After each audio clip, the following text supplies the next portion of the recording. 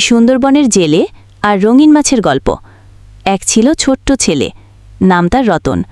রতন থাকত সুন্দরবনের এক গ্রামে, যেখানে নদী আর জঙ্গল মিলেমিশে একাকার। তার বাবা ছিল একজন জেলে।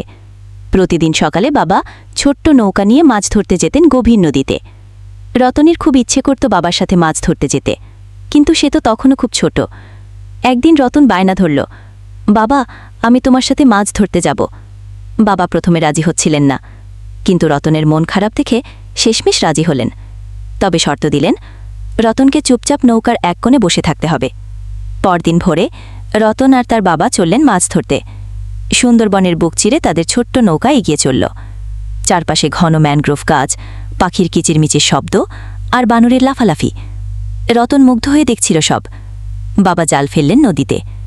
রতন উৎসুক চোখে তাকিয়ে রইল। কিছুক্ষণ পর বাবা জাল তুলতেই রতন দেখল জালার মধ্যে অনেক মাছ, কিন্তু একটা মাছ ছিল একদম আলাদা।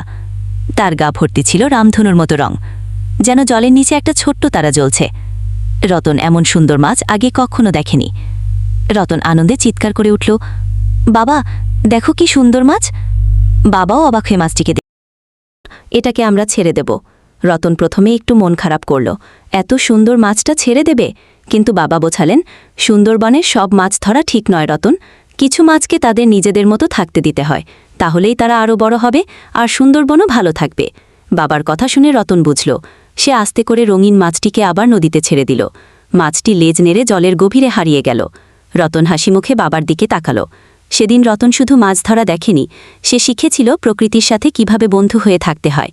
আর সেই রঙিন মাছের গল্প রতনের মনে চিরদিনের জন্য রয়ে গেল। গল্পটি আপনার কেমন লাগলো? আপনার আরও এমন অনেক অজানা গ্রাম বাংলার গল্প নিয়ে আসব আপনাদের কাছে। আশা করি আপনারা উপভোগ করেছেন। ভিডিওটা ভালো লাগলে লাইক, কমেন্ট ও শেয়ার করতে ভুলবেন না। ভালো থাকবেন। আল্লাহ হাফেজ।